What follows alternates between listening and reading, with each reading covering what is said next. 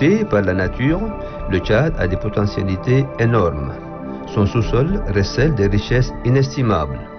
Dans les carrières, on exploite le sable, le ciment, la latérite. En visitant l'arrière-pays, les maisons sont construites en poteau-poteau. Mais certaines argiles utilisées ont une valeur. C'est le cas des diatomées ou diatomites qu'on trouve un peu partout au Tchad et plus particulièrement dans les lacs. Une Tchadienne travaillant dans le domaine de la recherche s'est intéressée à cette matière. C'est Dr Remadi Rirongarti, enseignant-chercheur à l'université de N'Djamena. Je suis Dr Remadi Rirongarti, enseignante et chercheur à l'université de N'Djamena et précisément à la faculté des sciences exactes et appliquées de Farsha. J'ai fait mes études universitaires ici même, à la faculté des sciences exactes et appliquées, d'où je suis sortie nantie d'une maîtrise en sciences biologiques. Ensuite, je suis allée au Cameroun faire un master 2 en biologie des organismes végétaux. Et après mon master 2, j'ai bénéficié de la bourse de l'ambassade de France pour aller faire ma thèse de doctorat à Aix-Marseille Université en France, d'où j'ai travaillé sur les diatomées dans les différents lacs du Tchad. Mais c'est quoi les diatomées? Ces algues brunes dont personne ne connaissait la valeur. Les diatomées sont des algues microscopiques qui colonisent l'ensemble des milieux aquatiques. Et ici au Tchad, on a plusieurs lacs. On a le lac Tchad, le lac Iro, le lac de Nyanga, le lac Kitri. Et il y a également un lac à Léré. On a aussi des deltas. Mais ces organismes vivent dans ces différents lacs. Mais personne ne sait qu'il existe des diatomées dans ces différents lacs. Donc, j'ai choisi d'étudier ces diatomées pour permettre aux autres Tchadiens de se rendre compte de l'existence des diatomées ici au Tchad. Apparu il y a 200 millions d'années, plus de 70 000 espèces de diatomées sont répertoriées à l'échelle de la planète. Au Tchad, il en existe plus de 200 espèces, selon Dr Remadi Rirongarti. Selon mes observations, il y a plus de 200 espèces, malgré que je n'ai pas fait l'étude de tous les lacs. J'ai simplement travaillé dans les lacs Tunyanga, j'ai travaillé au lac Tchad, les lacs Fitri et Iro. Il reste encore d'autres lacs et les deltas. Mais d'après ces observations, j'ai répertorié au moins 200 espèces. À Maou, chef-lieu de la province du Kanem, toutes les maisons sont construites avec des diatomées. C'est ce qui donne une beauté exceptionnelle à la ville.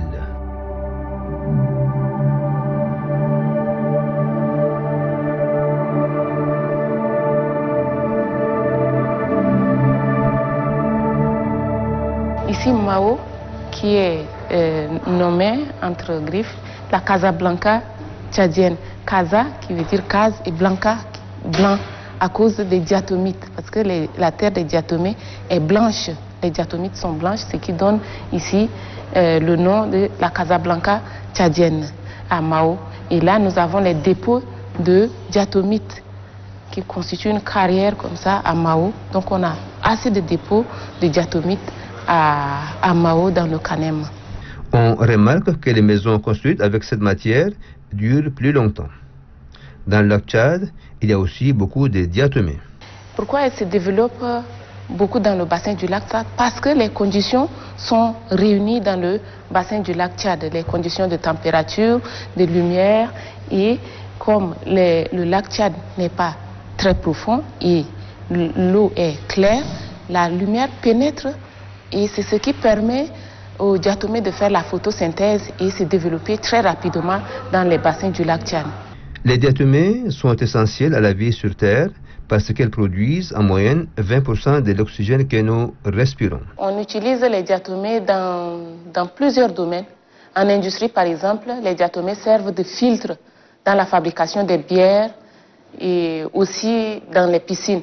On utilise comme filtre et les diatomées, comme elles font la photosynthèse, elles permettent de purifier l'air pour la lutte contre le réchauffement climatique. Les diatomées, elles consomment un quart du CO2 atmosphérique, donc 25%, c'est l'équivalent de la forêt amazonienne, donc c'est important. Et ensuite, les diatomées permettent de recycler le CO2. Elles participent dans le cycle de carbone et du silicium à cause de leur enveloppe qui est formée uniquement de la silice, et c'est de la silice pure. Et elles servent également d'abrasif dans les produits cosmétiques. On utilise les diatomées comme abrasif. Au Tchad, il y a une grande quantité de diatomées.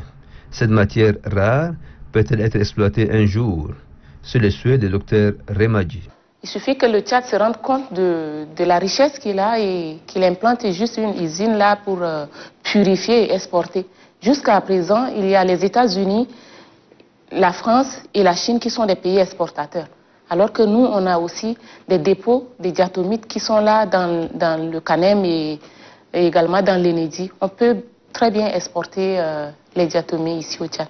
Le travail du Dr Remadji Rilongarty est apprécié par ses collègues chercheurs. Quand je suis arrivée au Tchad, j'ai rencontré Remadji Rilongarty qui a accepté de travailler sur ce sujet. Et donc, elle s'est emparée pleinement de ce sujet de thèse qu'elle a mené avec beaucoup de brio, à la fois beaucoup de patience, car l'étude des diatomées, c'est un long travail de microscopie, d'observation. Il faut être extrêmement patient, extrêmement minutieux. Il faut s'approprier toute la taxonomie des diatomées. Aujourd'hui, les diatomées, c'est à peu près 70 000 espèces différentes reconnues dans le monde entier. Donc ça veut dire que avec sa thèse, on partait sur des lacs où on n'avait jamais observé encore cet organisme au Tchad. Jamais. Donc il a fallu qu'elle apprenne toute la taxonomie, qu'elle apprenne à déterminer toutes les diatomées présentes dans les lacs du Tchad. Donc c'était un énorme travail d'apprentissage, de reconnaissance. Et ensuite, il a fallu qu'elle compte tout ça pour arriver à bien évaluer l'ensemble de chacune des espèces présentes dans tous les lacs du Tchad. Nos collègues qui a aussi commencé ses activités de recherche au sein du département. Et quand elle avait fini ses études en thèse, elle était rentrée, nous lui avions confié des enseignements sur les diatomées. Elle l'a exécuté avec satisfaction. Cette année encore, nous lui avons ajouté une matière de plus, c'est aussi la physiologie végétale, parce que le besoin était là. Et en master également, elle doit, avec nous, les nouveaux recrues, travailler sur la spiruline, mais aussi tout ce qui est comme micro-algues. Et nous avons trouvé que tout cela, son programme et la progression de ces travaux nous donnent satisfaction.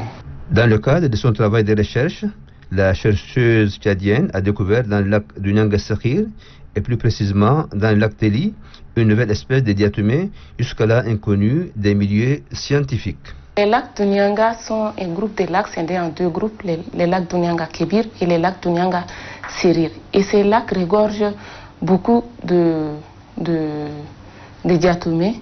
Il y a beaucoup de diatomées qui se développent dans les lacs du Nyanga, puisque ces lacs sont des lacs hyper salins, avec une forte teneur en sel.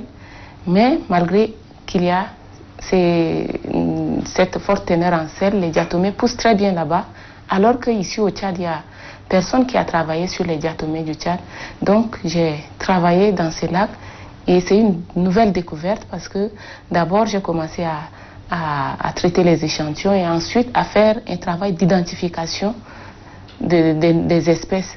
Et dans ce travail d'identification que j'ai découvert une nouvelle espèce, une espèce qui n'est jamais décrite dans le monde, donc qui est en cours de description. Et cette espèce, je l'ai appelée Staurophora unyangensis, du nom du site dans lequel j'ai découvert cette espèce. En plus de son travail sur les diatomées, Dr Remadji Rilongarty a développé un modèle basé sur des données mathématiques pour reconstituer l'évolution des lacs au cours des siècles passés. Elle a fait tout un travail analytique de traitement de données et elle a même pu produire des modèles mathématiques qui nous servent, nous, en tant que paléohydrologues, paléoclimatologues, c'est-à-dire que l'on reconstitue l'évolution des lacs au cours du temps. Son travail est fondateur parce qu'elle nous a permis, elle a développé ça dans son travail de thèse, grâce à toutes ces observations sur les diatomées. Elle a mis en place un modèle qui nous permet aujourd'hui de pouvoir reconstituer dans le passé, par exemple la salinité, le pH, en tous les cas les qualités de l'eau. Et ça, c'est vraiment sa thèse, et c'est en ça que c'est un travail très original qui n'avait jamais été effectué. Grâce à son travail de recherche et à ses découvertes, aujourd'hui, Dr Remadi Rilongarty est considérée comme première diatomiste tchadienne. Les diatomées qu'on trouve un peu partout au Tchad ont une valeur certaine, car elles sont utilisées dans de nombreux secteurs économiques, comme la construction, dans le domaine pétrolier, en milieu industriel pour la filtration, dans le domaine du cosmétique ou encore dans l'agroécologie. Aujourd'hui, il est possible d'exploiter cette richesse.